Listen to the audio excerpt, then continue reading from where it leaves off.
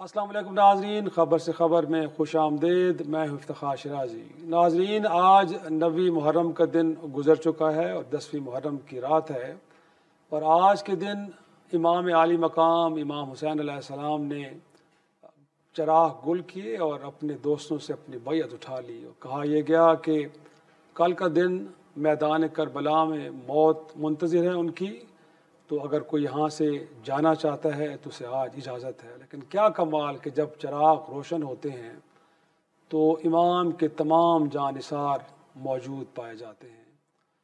تو آج ذکر کچھ کرتے ہیں کہ امام عالی مقام کی شخصیت، ان کا میسج، ان کا پھر کچھ جو قیام تھا وہ کتنا متاثر کن تھا کہ ان کے ساتھ موجود ان کے 72 ساتھی لشکر جرار سے نہ تو خوفزدہ ہوئے اور نہ ہی ان کے قدم پیچھے کی طرف ہٹے۔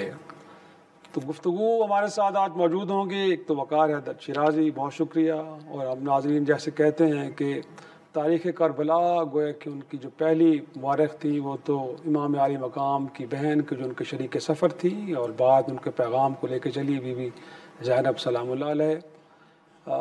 تو وہاں سے گویا کہ ہم کہہ سکتے ہیں کہ تاریخ کا گویا کہ آغاز ہوا، لیکن اس کے بعد ہم دیکھتے ہیں کہ اس پہ لاکھوں کتابیں لکھی گئیں، اور وقار حیدر بھی ان میں شامل ہیں کہ جو کربلا کی تاریخ کو ان کی پوری جزیات کے ساتھ لکھتے بھی ہیں، اور لوگ انہیں پڑھتے ہیں، ان کو تو اپریشیٹ بھی کرتے ہیں، اور ان کے ساتھ موجود ہیں اختر عثمان صاحب۔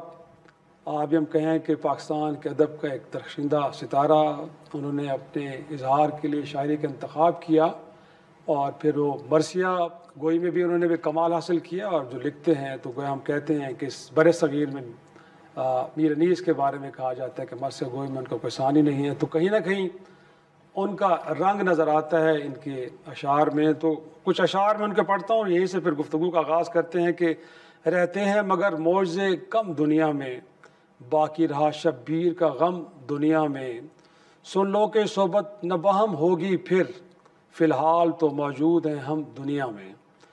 تو گفتگو کا آغاز وقار آپ ہی سے کرتے ہیں، تھوڑا سا انفیکٹ شروعات اگرچہ کل کا دن ہے کہ جب عظیم قربانی دی جائے گی، اور پھر وہ ایسی قربانی کہ جس نے پوری دنیا کو بدل کے رکھ دیا، بٹ امام کا جو سفر ہے مدینہ اور پھر مکہ سے اور پھر کربلا تک آنا، کچھ اس سے شروعات کرتے ہیں۔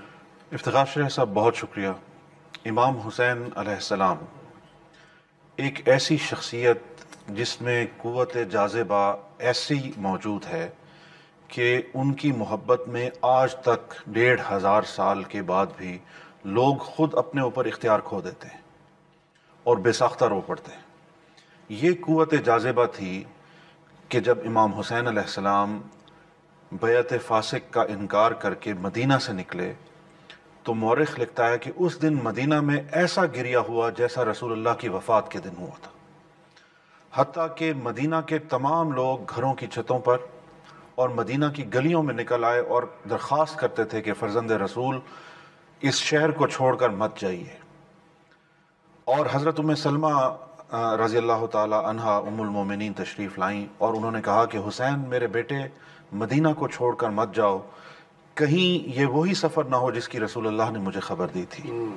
تو آپ نے فرمایا کہ ہاں نانی جان، یہ وہی سفر ہے، اور خدا چاہتا ہے کہ اپنی راہ میں مجھے شہید دیکھے اور اہل بیت کی خواتین کو قید و بند کی صعوبتیں برداشت کرنی پڑیں۔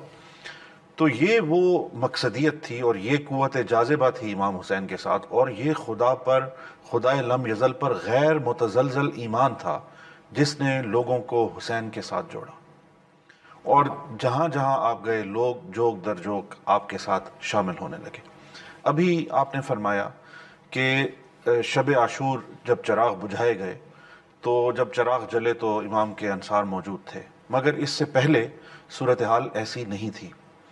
تاریخ یہ بیان کرتی ہے کہ جب آپ مکہ سے چلے ہیں اور آپ رکتے رکتے منزل زبالہ تک پہنچے ہیں جو کہ 14واں پڑاؤ ہے اس راستے کا، تو امام حسین کے ساتھ موجود لوگوں کی تعداد ہزاروں میں تھی، یعنی تقریباً ایک روایت یہ بھی بتاتی ہے کہ 80,000 کے قریب لوگ آپ کے ساتھ تھے۔ یہاں پر آپ کو حضرت عبداللہ بن یقطر جو امام حسین کے رضائی بھائی تھے، وہ بھی ایک آپ کے قاصدین میں سے تھے، اور سفیر حسین حضرت مسلم بن عقیل کی شہادت کی خبر ملی۔ یہ 22 ذی الحجہ کا دن تھا.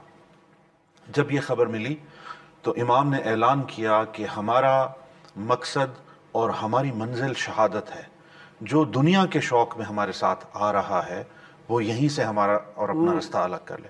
تو یہاں یہ روایت بتاتی ہے کہ ہزاروں کی تعداد میں لوگ امام کا ساتھ چھوڑ گئے اور صرف چند انصار حسین امام کے ساتھ رہ گئے. تو ڈے فاسٹ پہ کلیئر کر دیا کہ میں کس طرف جا رہا ہوں, میرا مقصد کیا ہے اور میں نے کیا منزل پانی ہے. جی اختر عثمان صاحب, تھوڑا سا انفیکٹ آپ کی طرف آتے ہیں. آپ کا جو ذریعہ اظہار ہے وہ اشعار ہیں, تو گویا کہ ہم نے دیکھا ہے کہ شعراء تو بہت رہے اس ملک میں اور آ بھی رہے ہیں, بٹ ماشاءاللہ اس طرف آنا, اور آپ کی کتاب میں نے دیکھی اشکاباد, گویا کہ یہ تو خالصتاً کربلا والوں سے متعلق ہے. تو کیسے خیال آیا کہ اس واقعے سے متعلق بھی اظہار کیا جائے, اور پھر کیا تو آپ کی فیلنگز کیا تھیں وہ جاننا چاہتے ہیں تھوڑی سی. جی, یہ میرا پہلا مجموعہ ہے مرثیے کا, اور 1988 میں میرا پہلا مرثیہ مکمل ہوا تھا. ماشاء اللہ. تو گویا میں 83-84 سے لکھ رہا ہوں, لکھنا میں نے آغاز کیا, اور مرثیہ شروع ہی سے غزل کے ساتھ ساتھ نظم کے ساتھ ساتھ میں مرثیہ بھی کہتا رہا. صحیح. اور مجھے بہت اچھی طرح یاد ہے, اگرچہ میں نے وہ کام کیا نہیں. ابھی آپ نے ذکر کیا انیس رحم اللہ تعالیٰ کا, تو میں ان کے دبستان کا تو ہوں, لیکن ان کا اسلوب اور ہے, میرا اسلوب مختلف ہے. درست. میں دبستان انیس کا ایک شاعر ہوں, یوں کہہ لیجیے. مناسب. کچھ لوگوں نے کچھ تقابل کرنے کی بھی کوشش کی جو بالکل غلط ہے, کہاں آسمان کہاں زمین, ٹھیک ہے. لیکن یہ ہے کہ یہ جو مرثیہ آپ دیکھتے ہیں, وارث کرتاس و قلم فہم ہنر دے, اے باسر جواد مجھے چشم بصر دے, اے نور ابد نور سے کشکول کو بھر دے, آلودہ ظلمات ہوں خیرات سہار دے, اے کوزہ گرے دیر گلے حرف کو نم دے, دریوزہ گرے خاص ہوں شبیر کا غم دے. شبیر کا غم. تو یہاں میں اپنے ناظرین کو یہ بھی بتانا چاہتا ہوں کہ آج تک ٹوٹل میں نے 34 مرثیے لکھے ہیں, جن کی کلیات جو ہے وہ ابھی خام صورت میں یہ ہے. اچھا. اور یہ سامنے آئے گی, یہ پہلی جلد ہے جس کے 837 صفحے. اوہ ماشاء اللہ. ٹوٹل جو ہے وہ 1600 صفحے میں نے لکھے ہیں. اور کربلا کی اکثر شخصیات کے مرثیے میں نے کہے, جناب حر کا, جناب حبیب ابن مظاہر کا, شہزادہ قاسم کا, شہزادہ علی اکبر علیہ السلام کا, اور بہت سارے مرثیے. اچھا, پھر میں نے اہتمام یہ کیا کہ جو ابھی وقار شیرازی صاحب فرما رہے تھے, وہ میں نے منزل لکھی کہ مدینہ سے سرکار جب نکلے ہیں تو کیا کیا دہائی تھی اور کیا کیا غوغا تھا.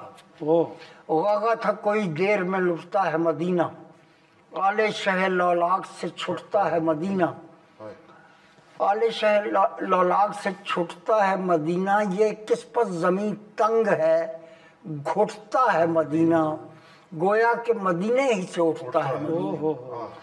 رخصت سے بری اور خبر کوئی نہیں تھی, محروم در اشک نظر کوئی نہیں تھی, رقصندہ جو طاؤس تھے سم بھول گئے تھے, آہو جو رمیدہ تھے وہ رم بھول گئے تھے, سب محتسباں کثرت و کم بھول گئے تھے, تحریر کے تیور ہی قلم بھول گئے تھے, منہ موڑ لیا آب سے مٹی کے گھڑوں نے, دم بھر کو زمین چھوڑ دی پیڑوں کی جڑوں نے. تو ہماری گھٹی میں یہ چیزیں شامل ہیں. اور میرے والد صاحب کے دوست اختر امام رضوی تھے, جو بعد میں میرے بھی دوست بن گئے. پہلی ملاقات میری والد صاحب کے ذریعے ان سے ہوئی, اور مجھے یوں سمجھیں کہ گھٹی ہے ان کی. اچھا.